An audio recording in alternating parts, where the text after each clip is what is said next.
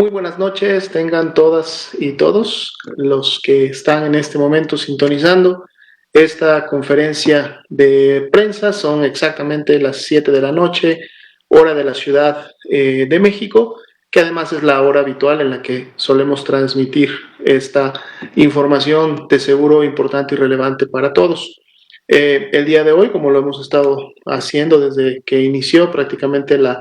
epidemia de COVID-19 en México, pues procederemos a actualizar la estadística y por lo tanto el comportamiento de la pandemia en México. Así también daremos la actualización del avance que el día de hoy lleva la Estrategia Nacional de Vacunación contra el virus SARS-CoV-2, precisamente para prevenir la enfermedad, en este caso COVID-19. Vamos entonces a iniciar con nuestra primera diapositiva, ya ampliamente conocida, pero que precisamente la actualizamos todos los días porque nos permite conocer el comportamiento de la epidemia. En la curva azul claro que ustedes ven en la parte superior, precisamente se encuentran distribuidas las más de 2.324.954 personas que para el día de hoy se consideran, se estiman, son casos de COVID-19 ya confirmado. Esto gracias a la información que se tiene registrada en la plataforma CISVER, que como ustedes saben es nuestra herramienta tecnológica en la cual se notifican y se da seguimiento a las personas desde que son casos sospechosos de la enfermedad hasta que tienen una clasificación final, ya sea por un resultado de laboratorio positivo, que es la gran mayoría de ellas, o también como consecuencia de los procesos de dictaminación y de asociación epidemiológica. Como ustedes pueden ver, y lo hemos venido haciendo notar en las últimas semanas, desde la semana número 2 de este año, es decir, la segunda semana de enero del 2021, hemos venido teniendo una tendencia descendente, la cual se ha hecho evidente y además con una magnitud, pues obviamente que ha venido disminuyendo con el transcurso de las semanas en relación a la epidemia, y tenemos entonces ya 7 semanas continuas de un descenso en la carga de enfermedad, es decir, en la cantidad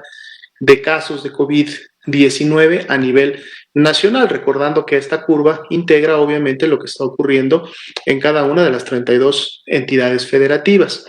Veíamos la semana pasada que ese descenso había desacelerado o era menor entre las semanas 6 y 7. Sin embargo, volvemos a abrir las últimas 2 semanas graficadas, es decir, entre las 7 y la 8, con nuevamente un descenso, que en este caso y para el día de hoy, ya lunes 8 de marzo, pues es de un menos 16%. Vamos obviamente a dar un seguimiento puntual, sabiendo que, como ustedes ya también lo conocen, en la semana podemos tener diferencias o cambios en el comportamiento en la medida de que los casos se van integrando. Sin embargo, un menos 16% da una perspectiva para la semana de que el día sábado pudiéramos estar todavía cerrando con una disminución en la cantidad de casos, aunque obviamente pudiera ser menor a este menos 16% con la que estamos prácticamente abriendo en estos momentos la semana. 2%, el indicador de casos activos se ha mantenido en esa proporción ya durante varias semanas. Hemos comentado que este indicador representa la epidemia activa, estas 43.511 personas que han enfermado y expresado signos y síntomas en los últimos 14 días, pues son precisamente las que conforman la epidemia activa y que en este momento puede seguir obviamente transmitiéndose y puede seguir generando más casos. Todas las demás personas pertenecen más bien al comportamiento histórico o a la carga acumulada que hemos tenido obviamente hasta el momento. Tenemos también la actualización de nuestra curva verde, que representa y distribuye por semana epidemiológica al 1.675.996 personas que para el día de hoy también se estiman se han recuperado, han sanado de la enfermedad y por lo tanto es un grupo de personas que se puede sumar a aquellas que pues han generado, es lo esperado, la inmunidad natural producto de haber enfermado de la COVID-19. Y esto es bueno porque entonces se van sumando a las personas que tienen obviamente esquemas ya completos de vacunación, que también las actualizamos en esta diapositiva, 604.339 para el día de hoy, y entonces tenemos la expectativa de que obviamente se empiece a formar un grupo de personas que ya no pueden enfermarse, al menos en siguientes meses, y entonces estarían contribuyendo a la disminución de casos susceptibles y por lo tanto también a la disminución de la epidemia. Es importante comentar en este punto que este comportamiento epidémico pues obviamente se podrá mantener si y solo si las medidas de prevención, tanto en lo individual como en lo colectivo, las hemos explicado muchas veces y las seguiremos explicando en las conferencias las veces que sean necesarias, pero si es que estas medidas continúan aplicándose, continúan en su momento llevándose a cabo por cada una de las personas, de los ciudadanos que vivimos en este país y las autoridades sanitarias de los diferentes niveles de gobierno, pues continúan también generando las intervenciones comunitarias, las recomendaciones y la vigilancia que se debe de llevar a cabo para que las mismas puedan ser cumplidas por parte de toda la población. Si pasamos a la siguiente diapositiva, vamos ahora a actualizar el comportamiento de los casos graves, que está reflejado a través de estas, precisamente, IRAG, infecciones respiratorias agudas graves, que son las que nos demandan hospitalización, nos demandan la necesidad de camas generales, camas con ventilador, y es otra manera también a través de la cual podemos monitorear el comportamiento de la epidemia y sobre todo con la relevancia de que estamos obviamente pudiendo identificar también si hay una disminución o un incremento de casos graves de la enfermedad, que además son las personas que lamentablemente u obviamente pueden terminar falleciendo. Como podemos ver en la gráfica, para las últimas semanas y prácticamente también desde que inició el año 2021, este comportamiento también ha sido descendente, por lo tanto es congruente y va de la mano con lo que hemos estado viendo en la cantidad de casos que se van confirmando. Para efectos de la ocupación nacional y en comparación al día de hoy, se tuvo el incremento de un punto porcentual, es decir, para el diferencial en las últimas 24 horas, pero vean ustedes cómo la ocupación nacional se mantiene por debajo del 30%, está actualmente en un 28%, y bueno, esto es un cambio que día a día podremos estar observando en las conferencias cuando obviamente actualicemos esta información. Pero veamos ahora un poco mejor en la siguiente diapositiva esta ocupación nacional, cómo está distribuida por entidad federativa. El día de hoy estamos haciendo una diferenciación entre las entidades federativas que tienen menos del 50% de ocupación para que podamos, y ustedes también obviamente puedan ver, no solamente quienes tienen menos del 50% de ocupación, sino además también en qué otros rangos se están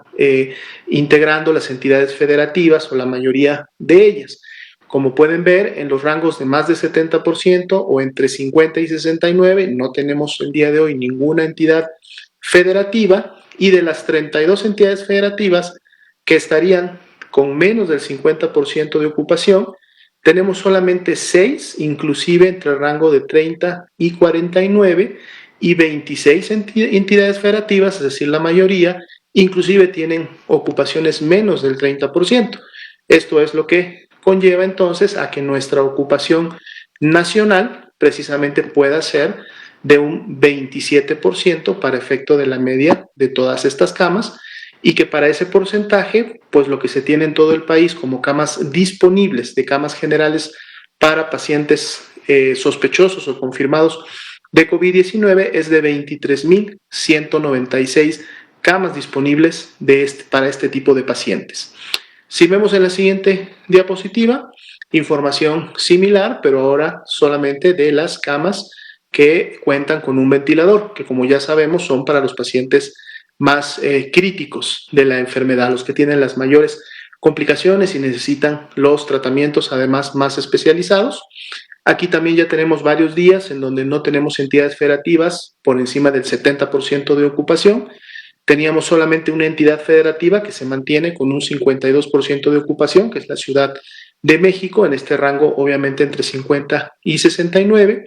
Y cuando desglosamos el rango de 50 y menos, pues ahora podemos ver en un rango entre 30 y 49 a 10 entidades federativas, que además las encuentran coloreadas de color café en el mapa, y 21 entidades que tienen menos inclusive del 30% de ocupación. Entonces este desagregado dentro de ese rango de menos 50 nos va también a estar permitiendo observar obviamente que dónde se sitúan la mayoría de las entidades también para este tipo de camas. Como vemos, en la ocupación nacional también tenemos incremento de un punto porcentual, pero esto lleva a una media de 30% nacional, lo cual nos deja 7.763 camas con ventilador disponibles para recibir y atender a las personas que así lo requieran. Vamos a pasar al siguiente componente de información, que es precisamente la Estrategia Nacional de Vacunación. Aquí podemos ver las dosis aplicadas por cada día, en las cuales estas obviamente se aplicaron en las diferentes personas de las primeras 2 etapas. Para el día de hoy podemos ver nuevamente un incremento en la cantidad de dosis diarias aplicadas. Hoy día se reportaron al corte de las 4 de la tarde 51.802 dosis, y entonces si pasamos a la siguiente diapositiva, estas obviamente se suman a las que teníamos ya el día de ayer notificadas, y en la siguiente diapositiva podemos ver el total de dosis aplicadas, el avance acumulado, que sería ya de 2.849.630, y vemos cómo esta curva, que también nos muestra el comportamiento de cómo estamos avanzando en la Estrategia Nacional de Vacunación, continúa con su tendencia ascendente, continúa incrementándose obviamente la cantidad de dosis que día con día se están aplicando. Si vemos la siguiente diapositiva, vamos a ver los grupos. No hemos tenido mayores variaciones en las últimas 24 horas, recordando que el día de mañana estará arribando nuevos embarques de vacuna, en este caso de Pfizer-BioNTech, y entonces con estas dosis obviamente se podrá continuar aplicando la segunda de precisamente el personal de salud, que para el día de hoy tiene un avance del 73% en función de las segundas dosis, es decir, ya de esquemas completos que se han aplicado a estos a este grupo de 802.791 profesionales, trabajadores de la salud, que habían recibido hasta este momento su primera dosis. El personal educativo que labora en el estado de Campeche, sin movimientos, es un grupo que ya recibió una atención y que obviamente están ahora listos para poder contribuir a este esquema de un regreso a clases ya presencial, que se estará de seguro implementando en siguientes semanas. Y para efecto de las personas adultas mayores, que es donde se concentra en este momento la mayoría de las dosis de vacuna que se están recibiendo, tenemos un avance reportado de 1.425.037 personas adultas mayores de 60 y más años que ya recibieron su primera dosis. En siguientes semanas, cuando los primeros grupos que recibieron su primera dosis entren a la temporalidad de recibir la segunda, pues de seguro empezaremos a ver un avance del indicador correspondiente para este grupo. Si pasamos a la siguiente diapositiva, vamos a actualizar también la notificación y por lo tanto la ocurrencia de los eventos supuestamente atribuibles a vacunación o inmunización, los ESAVIS. Para el día de hoy se reporta un acumulado de 11.096 de estos eventos, y siempre resaltamos todas las noches que deben ustedes notar que la gran mayoría de estos eventos, de estos ESAVIS, han sido clasificados como no graves. Estamos hablando de más del 99% de estos eventos han sido no graves, y son los que normalmente se reportan o se espera sucedan no solamente con estas vacunas, sino con otros tipos de vacunas para otras enfermedades y que se enmarcan más bien en manifestaciones, signos y síntomas locales o temporales que solamente se producen durante las primeras horas y se resuelven prácticamente por sí mismos o con tratamiento solo para los síntomas. Así también, para el día de hoy, se han notificado desde que inició la vacunación, el 24 de diciembre del año pasado, la ocurrencia de 68 ESAVIS graves. Se clasificaron de esa manera porque requirieron una atención más especializada. Las manifestaciones y los signos y síntomas fueron más sistémicos, produjeron una afectación a la salud de la persona y de ahí que ésta se haya tenido obviamente que hospitalizar para una observación. Sin embargo, de estas 68, solo 19 se encuentran actualmente hospitalizadas y en observación. Las demás todas se egresaron por mejoría clínica una vez que resolvieron precisamente sus manifestaciones, sus signos y sus síntomas, y podemos verlas distribuidas en las diferentes tablas por tipo, por fabricante de vacuna, que es la primera tabla de la parte izquierda de su pantalla. Tenemos también la distribución por sexo, en este caso entre hombre y mujer. Tenemos la distribución de las 19 personas aún hospitalizadas por entidad federativa en donde se encuentran actualmente hospitalizadas y tenemos obviamente la distribución total de las 68 ESAVIS graves en cada una de las entidades federativas en donde éstas se han presentado. 0.4% continúa siendo el porcentaje o la proporción de ESAVIS en función de la totalidad de dosis aplicadas y es un porcentaje que prácticamente se ha mantenido, no hemos tenido incrementos del mismo, a pesar de que obviamente las vacunas continúan colocándose y esta proporción entonces se ha mantenido estable. En la siguiente diapositiva vamos a poder observar la cantidad de dosis que hasta el momento han llegado y se han recibido en el territorio mexicano y también obviamente distribuidas por el tipo y por el fabricante de cada vacuna. La totalidad de las vacunas hasta el momento recibidas, 4.691.775. La vacuna que más dosis se ha recibido hasta el momento es precisamente la de Pfizer-BioNTech, como ustedes pueden ver, un acumulado de 2.621.775, recordando que está programado para el día de mañana poder tener una recepción, una llegada de un nuevo embarque con un poco más de 600,000 dosis de esta vacuna. Por lo tanto, obviamente será la vacuna que más dosis hasta el momento continúe apareciendo en este listado que hemos recibido en México. Sigue la vacuna de AstraZeneca con 870,000 dosis. Tenemos la vacuna también de Sinovac con 1,000,000, recordando que 800,000 de estas dosis iniciaron su distribución este fin de semana y de seguro a partir del día de hoy empezaron ya a aplicarse en las diferentes entidades federativas a donde fueron enviadas. Y tenemos las 200,000 dosis que hasta el momento se han recibido y se han ya aplicado de la vacuna también Sputnik 5. Entonces, bueno, esa es la actualización de la información que tenemos hasta el momento. Vamos a pasar entonces a poder tomar y responder preguntas de los medios de comunicación. Y bueno, ahora estamos con todos ellos también de manera virtual en esta conferencia, entonces vamos a ver en función del orden cómo fueron levantando las manitas. Aquí tenemos la computadora que nos permite obtener ese orden en el cual se levantaron y bueno, tenemos como primera pregunta a Liliana Noble de Pulso Saludable. Por favor, adelante. Hola, buenas noches, doctora Lomía. Buenas noches a todos. Doctora Lomía, quisiera saber el número de reproducción básica o este R0,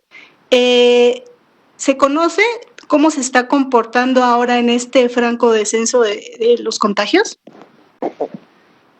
Sí, el R0 precisamente es un indicador que por sí mismo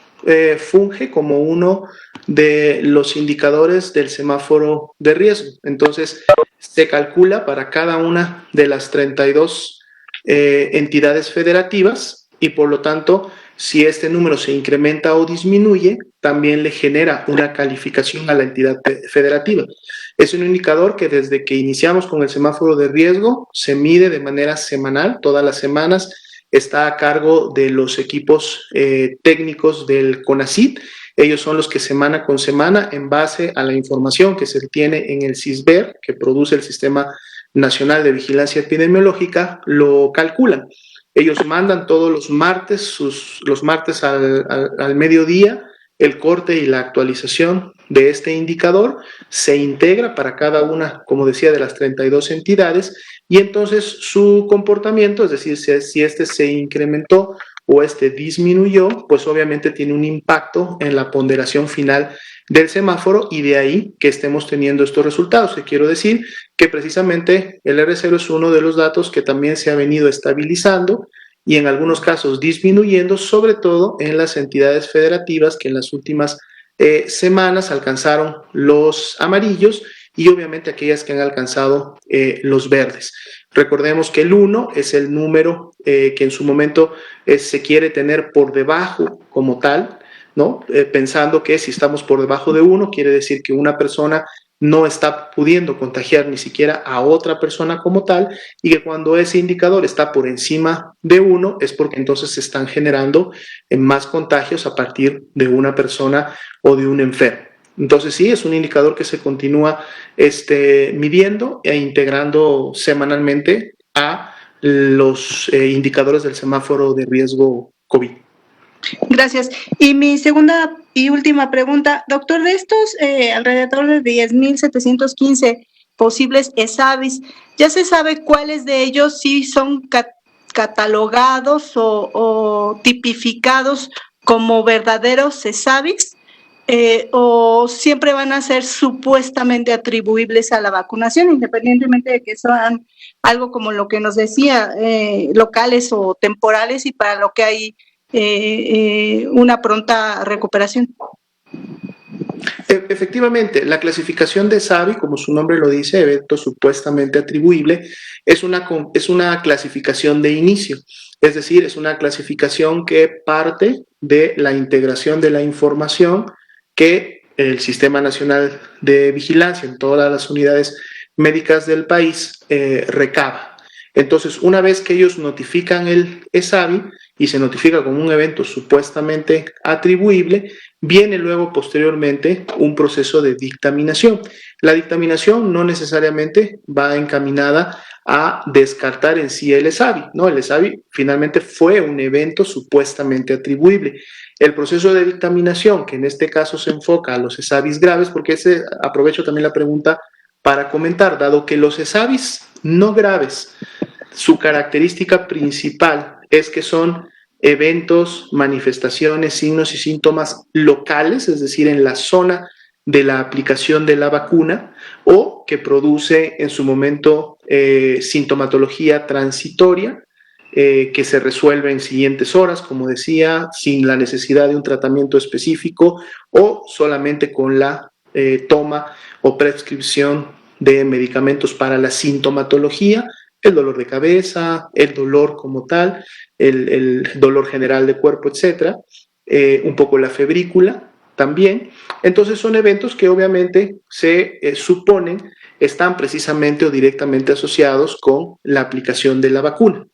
Sin embargo, los ESAVIs graves, que producen sí una afectación que bajo el marco de la clasificación pone en riesgo la salud de la persona, y es por eso que todos ellos normalmente terminan siendo hospitalizados, entonces pasan sí por un proceso de dictaminación en donde este comité de expertos, que para los efectos de la vacuna contra el virus SARS-CoV-2 está integrado en estas fechas solamente en el nivel federal, es decir, el nivel federal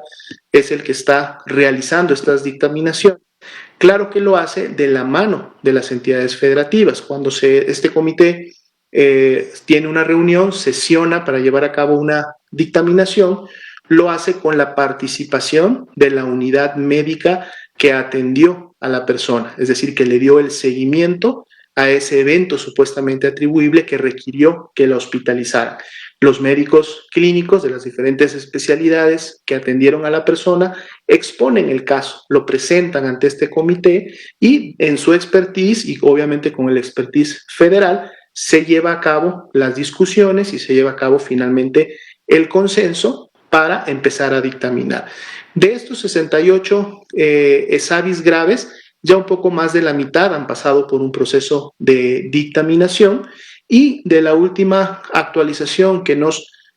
compartían, de esa mitad que ya prácticamente pasó por el proceso de dictaminación, alrededor de 8 de ellos tienen una asociación con la vacuna. Pero sin embargo es importante comentar que esa asociación ha estado precisamente y casi o prácticamente los 8 en el marco de una reacción de tipo alérgica que a su vez ha desarrollado una reacción anafiláctica en la persona.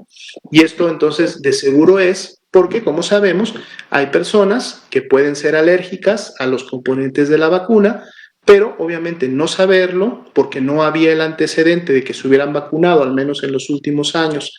a estas vacunas o que hubieran sido expuestos a estos componentes, u obviamente no se conocían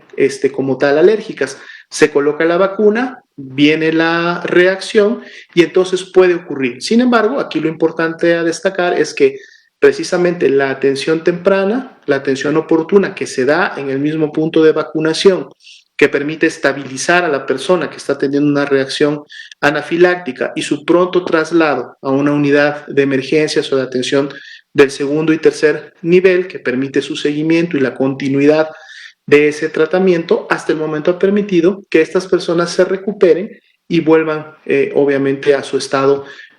natural de salud, sin haber dejado, en el caso de estas reacciones anafilácticas, ninguna secuela. El comité continúa dictaminando, lo va a seguir haciendo. Hemos pedido ya nos empiecen a preparar un reporte con todas las salidas, es decir, con todos los tipos de dictaminaciones o clasificaciones que finalmente se han llevado, para podérselas también en su momento estar comunicando con algún tipo de frecuencia, a lo mejor una frecuencia quincenal, para estarles actualizando cómo van caminando, las dictaminaciones y obviamente qué es lo que se está dictaminando. Por lo mismo también podemos entonces notar que la gran mayoría de las dictaminaciones que hasta el momento se han llevado a cabo, que sería más o menos la mitad de estos 68, solamente han clasificado como un evento como un evento solamente coincidente, es decir, que no tiene una causa directa a la aplicación de la vacuna, sino que fue solamente coincidente por el efecto de la temporalidad en la cual se presentó. Inclusive vamos entonces a invitar, como lo hacemos siempre en los componentes temáticos de esta conferencia o como complemento, a los que están participando activamente en estas dictaminaciones, los que están llevando a cabo estos grupos, recordando que lo preside, lo coordina el Centro Nacional de la Salud de la Infancia y la Adolescencia, el CENSIA, y además la coordinación técnica está a cargo de la CINSAE, que es precisamente donde se integran la mayoría de expertos y especialistas en diferentes especialidades médicas que están obviamente integrados en este comité llevando a cabo este trabajo. Muy bien, muchas gracias. Buenas noches a todos. Buenas noches. Bien, en el orden tenemos a Elizabeth Hernández. Hola, buenas noches, Elizabeth Hernández de Eje Central. Buenas noches. Quería comentarle que en Eje Central detectamos que desde el 23 de febrero hubo cambios en la gráfica de las dosis diarias aplicadas y se distribuyeron y sumaron vacunas a días en los que el plan estuvo suspendido porque no había ninguna fórmula en el país. ¿Podría explicarnos por qué sucedió esto? Podemos generar una revisión. Recordemos que algo que siempre hemos comentado es que las dosis de días previos, sobre todo de los últimos 3 o 4 días, son o pueden todavía sufrir modificaciones en relación a sus números, dado que el sistema, en este momento se cuenta con un sistema en línea, una base informática en donde se registran todas las personas que recibieron las dosis. Sin embargo, recordemos que cuando iniciamos precisamente con la población de adultos mayores, a diferencia del grupo de trabajadores de la salud, en donde todos los puntos de vacunación estaban en una unidad médica, y por lo tanto, de alguna manera, al estar en una unidad médica, se contaba con una cobertura, obviamente, de Internet y de acceso a servicios informáticos prácticamente en todos los puntos de vacunación. Por lo tanto, la información que se iba generando día con día, pues era rápidamente actualizada y podíamos no tener tantas modificaciones entre un corte y otro. Sin embargo, cuando inicia ya la población de adultos mayores y sobre todo estos empiezan a vacunarse en municipios rurales, distantes, de difícil acceso, entonces viene un nuevo reto a la Estrategia Nacional de Vacunación, que es precisamente que todos estos lugares, municipios, no todos ellos, o una buena parte, no tienen cobertura de servicios de Internet. Muchos de ellos inclusive solamente tienen cobertura a lo mejor y de telefonía celular. Por lo tanto, la integración de la información en esos lugares tiene primero que ser de tipo manual. Esto lo realizan las personas que integran la brigada de vacunación Correcaminos. Lo integran de manera manual en formatos oficiales que fueron definidos desde un principio, y entonces luego, dependiendo de cómo va la logística, porque ellos se están trasladando de un municipio a otro, en el momento en que llegan a un municipio en donde pueden tener acceso a las coberturas de servicios de Internet o plataformas informáticas, pues entonces vacían la información o la capturan. Por lo tanto, de un día a otro, entonces podemos tener un incremento, por ejemplo, importante, porque resulta que toda la intervención de un día que estaba en zonas rurales, a lo mejor para el día siguiente o en las siguientes 48 horas, pues cae ya al sistema y entonces los números se pueden estar actualizando. Entonces esto ha sido un proceso y un esfuerzo también diario entre las diferentes dependencias que manejan y se encargan de la información. Hay dependencias designadas dentro de la Estrategia Nacional de Vacunación de la Secretaría de Salud en coordinación estrecha con la Secretaría del Bienestar, que son las que integran los principales actores de las brigadas Correcaminos. Me refiero a salud, a bienestar, sin olvidar obviamente a los integrantes también de las Fuerzas Armadas. Y entonces entre todos se lleva a cabo este ejercicio. Entonces pueden haber variaciones de un día a otro o en días previos, inclusive pueden ser 4 o 5 días, o me atrevería a decir, igual lo puedo consultar directamente con los que llevan el sistema, hasta de una semana atrás, por este tipo de actualizaciones. Sí, las puede haber, pero obviamente la información se tiene 100% pues respaldada en estos sistemas, y son los que precisamente dan la certeza de las dosis que se están aplicando y que además contribuyen a poder llevar el control de a quién le toca y cuándo le toca una segunda dosis, y por lo tanto también poder conocer los esquemas completos de vacunación. Claro, justamente esta observación se hace que el 23 de febrero hubo los cambios, pero son pues alteraciones de las fechas del 24 de diciembre, que en teoría se pusieron todas las dosis ese día, y hay reportes del 25 y el 26 de vacunas aplicadas en esos días, justamente tomando en cuenta pues el desfase que hay entre los reportes, ¿no? Es de esta primera fase, esta primera semana de vacunación, donde encontramos el desfase. Y relacionada a esta pregunta, también hemos encontrado inconsistencias en las cifras de vacunación presentadas ayer. En las sumas, cuando sumas las dosis por sector, daba una diferencia de 320 vacunas con el total. Entonces quisiéramos saber, ese error se corrigió en la presentación de hoy, pero ha sucedido en otras presentaciones. Entonces quisiéramos saber qué mecanismos existen para que haya solidez con la información presentada, y si van a liberar los datos de vacunación para que se permita el análisis independiente de estos. Sí, definitivamente, justo lo que comentaba de contar con esta plataforma de información que registra inclusive de manera nominal, registra los datos de la persona, de ahí que en el punto de vacunación se pida el nombre completo, se pida el domicilio, se pida la fecha de nacimiento para efectos de la edad, se pida el CUR. Todos estos datos son precisamente los que se integran en esta plataforma y permiten identificar de manera nominal, es decir, persona por persona, la que recibió una primera dosis o una segunda dosis. De seguro hay, obviamente, en las revisiones que se hacen todos los días, en las actualizaciones, al momento que se cotejan los datos, de seguro pudiera haber alguna diferencia entre un día y otro, pero obviamente esto se va corrigiendo y esto se va actualizando en la medida que las plataformas tienen la información. Esta información obviamente es información personal, son datos de personas que depositan su información en base, obviamente, a que el sector salud puede tomarlos para efectos de sus intervenciones,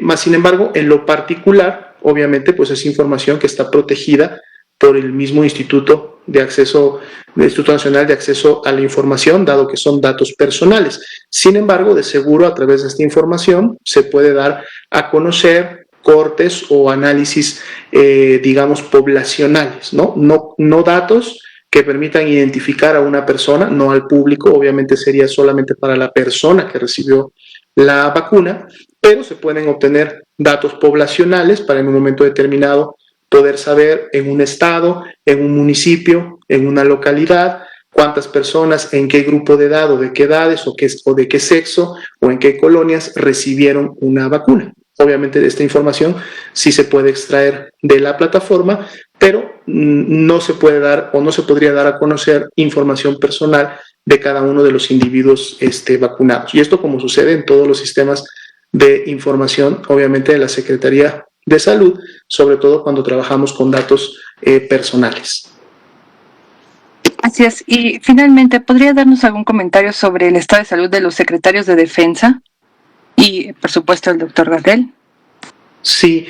podemos comentar el estado de salud del subsecretario López-Gatell. Los secretarios de Defensa se encuentran bajo un seguimiento precisamente de sanidad militar, sanidad naval. Ellos son los que llevan a cabo este seguimiento y son los que en algún momento también a través de sus departamentos de comunicación pudieran vertir esta información. Lo que sabemos de manera general es que ellos han estado estables, pero datos ya muy particulares los tendrían ellos en su poder. El doctor Hugo López-Gatell continúa llevando a cabo reposo domiciliario. El día de hoy en la mañana tuvo una evaluación por parte de su médico y del grupo que lo está asistiendo en el seguimiento de su enfermedad. Y bueno, de seguro él nos estará dando a conocer en siguientes horas cuál fue el producto de esta evaluación. Es una evaluación que sobre todo, como ustedes saben, para la temporalidad ya de la evolución, pues está orientada a poder otorgar ya el alta médica, en el sentido de que él, en la medida también de cómo evolucione su recuperación, pueda ya incorporarse obviamente a sus actividades laborales. Pero él está estable, básicamente ya no tiene ningún signo o síntoma de enfermedad activa, más bien los síntomas o manifestaciones que tiene en este momento son los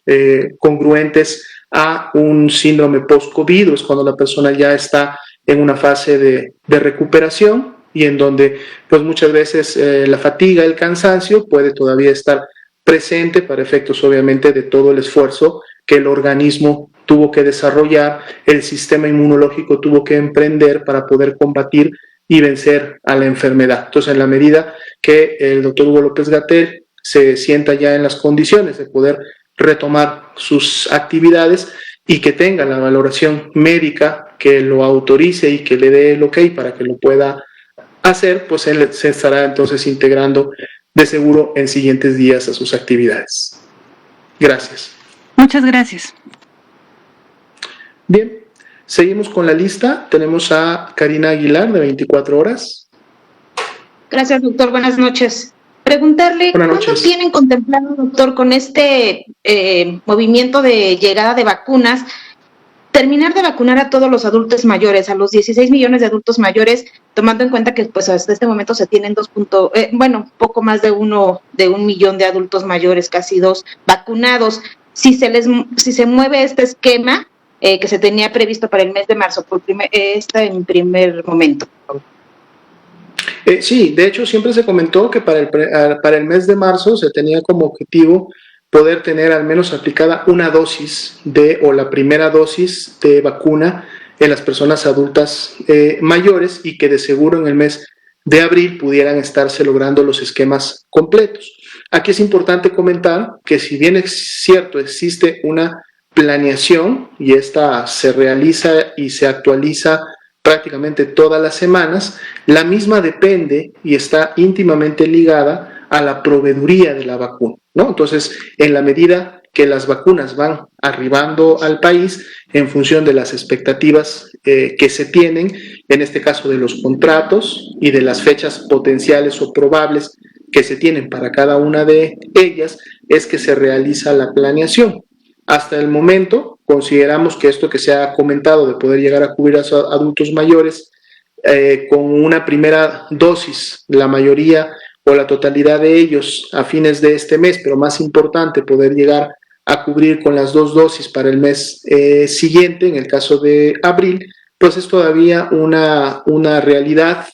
posible, dado la proveeduría. De seguro, o lo que se tiene en este momento ya estimado, es que se pueda tener cubierta a la población para el mes de abril, obviamente si se cumplen por parte de los fabricantes los compromisos que hasta el momento se han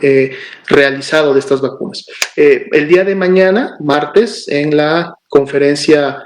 matutina del presidente, si recuerdan, todos los martes se lleva a cabo el pulso de la salud y estará tanto el doctor Jorge Alcocer Valera, nuestro secretario de Salud, como el doctor Ruy López Ridaura, quienes estarán presentando específicamente el tema de vacunación y dando a conocer ya la información hasta el momento confirmada en relación al arribo de nuevos embarques, a la proyección de las dosis que se van a recibir y cómo se está pensando entonces asegurar esta meta para el mes de abril. Doctor, también preguntarle, ¿estas 4 millones de dosis de vacunas todas han sido adquiridas, compradas, o hay algunas que hayan sido donadas? Si es así, ¿cuáles y cuántas, por favor?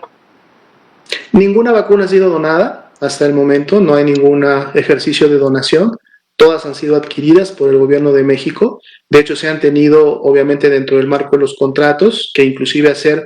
prepagos, o sea, pagos al momento en que las vacunas estaban produciéndose para poder asegurar el acceso a la proveeduría una vez que estas estuvieran listas, y obviamente cuando estuvieran listas ya y los números correspondientes a cada uno de los embarques, se procedía a realizar los pagos totales o completos de la cantidad y de los lotes a enviarse. Todas las vacunas hasta el momento, en base a la información que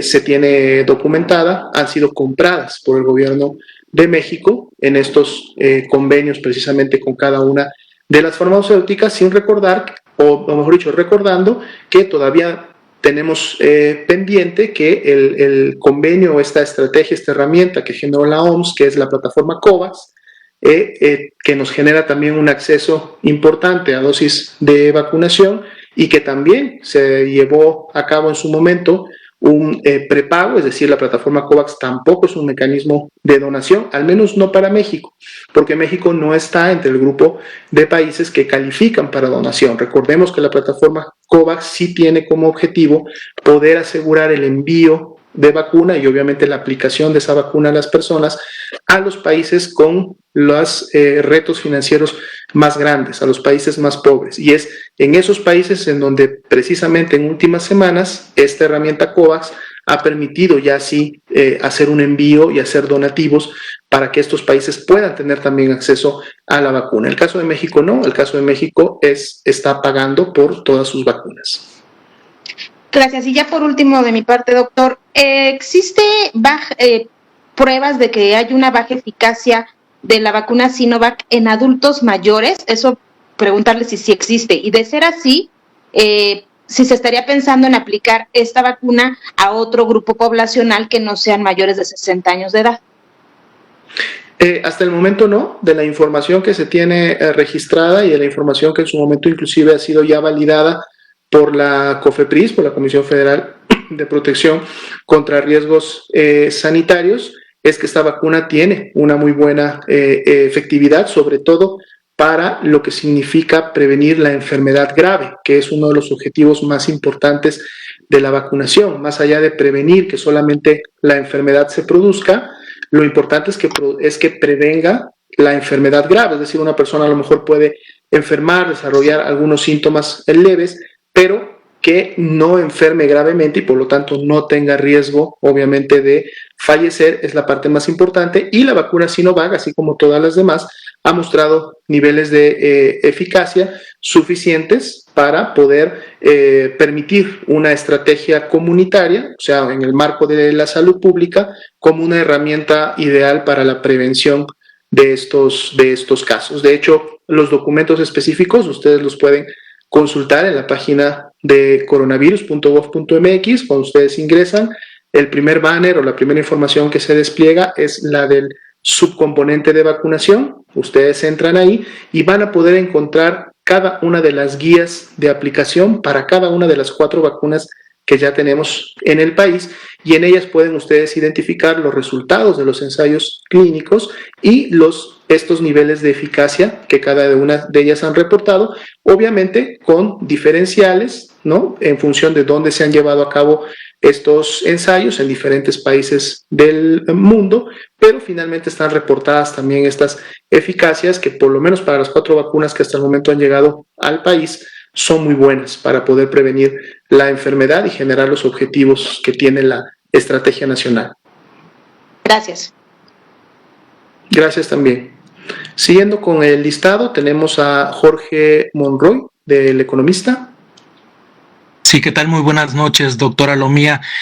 Pues consultarle qué va a pasar con las personas que ya se vacunaron, es decir, cuánto dura la inmunidad con la vacuna de las 2 dosis. Ya se sabe cuánto tiempo después estas personas o todas las personas deberemos de vacunarnos después, no sé, después de 6 meses, de 1 año, y si ya tiene el gobierno contemplada esta situación. Eso por un lado, doctora Lomía, y por el otro preguntarle, ¿ya existe una estrategia por parte de la Secretaría de Salud y COFEPRIS para evitar la proliferación y la entrada al país de vacunas falsas? Se viene trabajando esto ya con el gobierno, no sé si vayan a cerrar las aduanas, si vayan a intensificar esto para impedir que se inunde, hay un mercado negro en el país de vacunas. Gracias. Muchas gracias por las preguntas. En función de la primera, precisamente es algo que todavía está en la expectativa y que se necesita generar más conocimiento como para poder tener información confirmada respecto a la duración de inmunidad que puede generar la vacunación. Recordemos que prácticamente todos los tipos de vacunas que hasta el momento se están aplicando en el mundo, su aplicación ha iniciado bajo una autorización en un marco de emergencia. Y obviamente el marco de emergencia es el que ha permitido a que las vacunas que tenían un avance importante y predefinido de sus ensayos fase 3 pudieran entonces ya salir a vacunarse a la población. Sin embargo, la información que hasta el momento se tiene, obviamente del seguimiento ya de las personas que han recibido 2 esquemas completos, todavía es menor. Se necesita obviamente llevar a cabo protocolos de investigación, hacer los grupos correspondientes de las personas que han recibido ya las 2 dosis de vacuna, hacer un seguimiento con diferentes cohortes, medir obviamente sus niveles de anticuerpos neutralizantes o la inmunidad generada por la vacuna y poder empezar a dar un seguimiento al grupo de personas para efectivamente evidenciar que no vuelvan a enfermar, en este caso, de COVID-19. Eso se encuentra en proceso. Las mismas farmacéuticas, obviamente las empresas que están fabricando y distribuyendo la vacuna, es uno de sus principales también objetivos, y ellos están dando un seguimiento y están implementando este tipo de protocolos más allá de los ensayos fase 3 que inclusive se encuentran todavía activos en muchos países y que integran también este tipo de seguimiento como tal. Lo que hemos visto reportado, por ejemplo, en el país que inició con las primeras dosis de vacuna, estamos hablando tanto de Inglaterra como de Estados Unidos y algunos otros países que han tenido incrementos o, mejor dicho, coberturas importantes en su población de vacunación, como lo son Israel, como lo son Arabia Saudita, como lo sería inclusive también Chile en el continente americano, específicamente en Sudamérica, es que entonces ellos empiezan sí a ver una disminución en los grupos vacunados, obviamente, de la enfermedad. Y eso lleva a las hipótesis de que obviamente la vacuna está generando el efecto esperado. Sin embargo, ¿cuánto tiempo puede durar este efecto? Todavía no lo sabemos con precisión, dado que la mayoría de los países y la mayoría de vacunas apenas tienen en el mercado o están por cumplir en el mercado y en los pequeños grupos a los que se han implementado alrededor de 2 meses.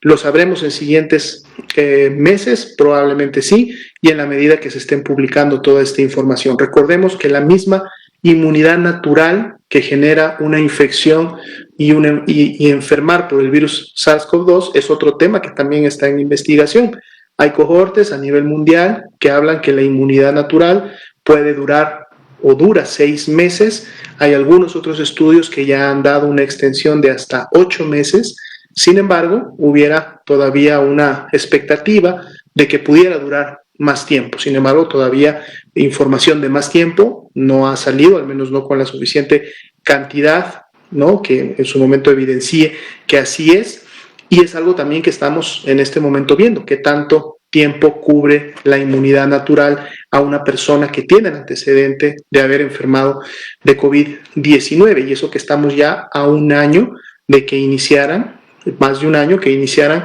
los primeros casos de COVID-19. Entonces, extrapolemos ahora la vacuna, que apenas está superando su segundo mes a nivel mundial de aplicación. Es un dato de información que todavía no contamos con él. Y había una segunda pregunta, si me la pudiera por favor repetir. Sí, doctor, pues era el tema de cómo está enfrentando el gobierno el tema de la proliferación de vacunas falsas, si van a ayudar, digamos, tienen una estrategia en las aduanas, cómo le van a hacer si ya lo tienen detectado. Y rápidamente, doctor, aunado a la pregunta que decía mi compañera Karina Aguilar, el doctor José Luis Alomía había dicho en una reunión con gobernadores que la vacuna de Sinovac no estaba recomendada para adultos mayores. Él así lo dijo, incluso así se boletinó en un en boletín, valga la redundancia, de la Secretaría de Gobernación en estas reuniones que tiene. Correcto. Bueno, su servidor es el doctor José Luis Alomía,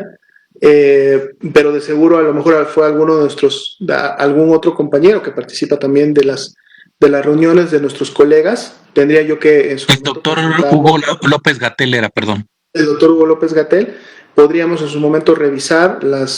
en qué contexto se hizo las declaraciones, si fue efectivamente para efectos de la vacuna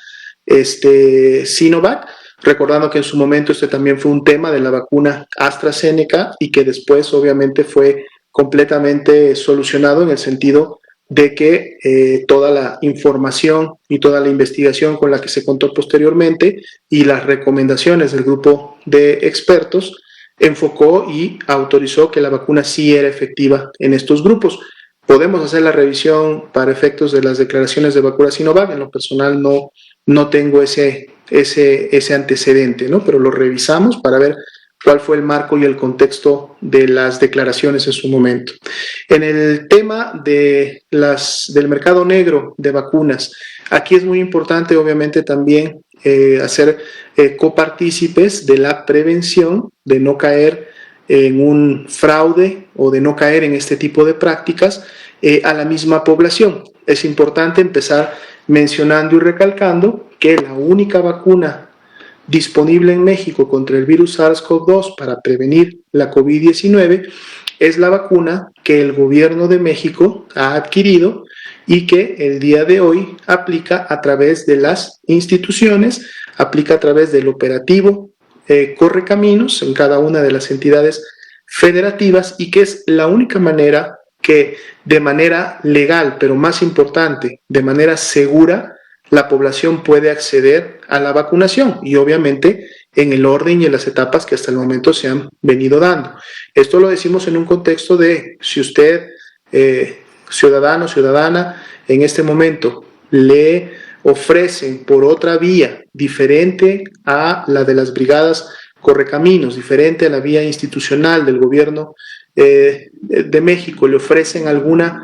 vacuna de otra procedencia, de otro tipo, por la cual inclusive usted tiene que pagar, recordando que la vacuna es gratuita, no debe de pagar por ella en ninguna de las entidades federativas, tenga mucho cuidado, porque o puede ser que no sea ninguna vacuna, es decir, que lo que le van a vender, le van a aplicar, sea un producto que nadie sabe de qué esté compuesto o qué tenga y si realmente le va a ofrecer algún beneficio. Lo seguro es que no. O si fuera inclusive alguna vacuna que se hubiera llevado a cabo, esto no se ha confirmado en ninguna parte del país hasta el momento, y que pudiera ser sí alguna vacuna parte del mercado negro, recuerde usted que esta vacuna no tiene tampoco la seguridad ni tiene todo el registro en su momento que se da de la misma red de frío para poder llevar a cabo una vacunación eficaz, segura y de calidad. Entonces, obviamente, la Comisión Federal de Protección contra Riesgos Sanitarios, para efectos de la Secretaría de Salud, es la dependencia que tiene bajo su mandato y que además asegura que los diferentes productos que se venden o que en su momento se administran a las personas en el marco de la salud tengan todos estos mecanismos de seguridad, específicamente o ahora con mucha mayor razón el tema de la vacuna contra el virus SARS-CoV-2.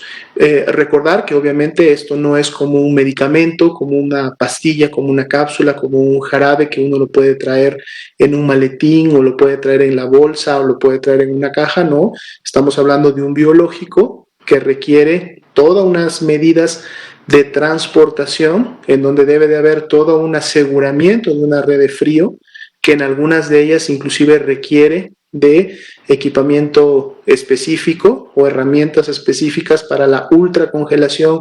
y la congelación. Entonces no es tampoco un elemento que fácilmente pueda, digamos, ingresar al país, obviamente sin que pase por un registro en algún aeropuerto internacional, en algún punto de la Marina o en este caso de los puertos marinos o inclusive las vías terrestres. Pero más allá de eso, reitero la importancia de que como ciudadanos, como población, nosotros mismos nos protejamos y sepamos que en este momento no hay ninguna otra vacuna que no sea la institucional y la que se está aplicando a través de la Estrategia Nacional de Vacunación y que además es gratuita. Recuerden, no debe de pagar un solo peso por ella. Toda la Secretaría de Salud y las dependencias federales están haciendo lo necesario para poder asegurar la vacuna, entonces no vaya usted a caer en este tipo de estafas, ¿sí? Muy bien, pues bueno, nos quedan prácticamente ya solo 2 minutos para poder concluir con esta conferencia. Vamos a tomar ese tiempo para poder hacer el llamado que hacemos siempre todos los días a la población en México, recordándoles que la epidemia todavía continúa activa, que si bien es cierto hemos tenido descenso en últimas semanas de la misma, esta todavía puede en su momento reactivarse en función de la cantidad de personas que actualmente de seguro todavía pueden contagiarse y enfermar. Es a lo que le llamamos población susceptible, son aquellos que todavía pueden desarrollar COVID-19 y convertirse en los nuevos y futuros casos de la enfermedad. Entonces es importante que de la mano del avance de la Estrategia Nacional de Vacunación, las personas que todavía no nos toca en este momento recibir la vacuna, porque todavía no formamos parte de las etapas 3, 4 y 5 que vendrán en meses posteriores, sobre todo debemos de seguir implementando y poniendo en práctica las medidas preventivas por excelencia. Recordemos, lo primero es la sana distancia, tratar siempre en todo momento de estar a más de 1,5 metros, idealmente 2 metros de otras personas, cuando tengamos la posibilidad de quedarnos en casa y entonces no exponernos a obviamente los espacios públicos donde las personas circulan y se congregan con mayor intensidad, es lo mejor y es parte de la sana distancia, pero cuando por nuestro tipo de actividades tenemos que salir a laborar, tenemos que ir a una consulta, tenemos que ir a adquirir nuestros insumos, pues entonces debemos de, obviamente, usar de manera adecuada el cubrebocas, estarnos lavando las manos constantemente, puede ser con agua y jabón, puede ser con alcohol gel, y estar siempre o tratar de estar siempre en espacios lo más ventilado posibles. Y, muy importante, poner en práctica y hacer caso a las recomendaciones que nuestras autoridades estatales y municipales todos los días implementan y nos recuerdan para precisamente prevenir los contagios de los casos. Muy buenas noches, el día de mañana esperemos estar en una nueva conferencia con todos ustedes. Gracias.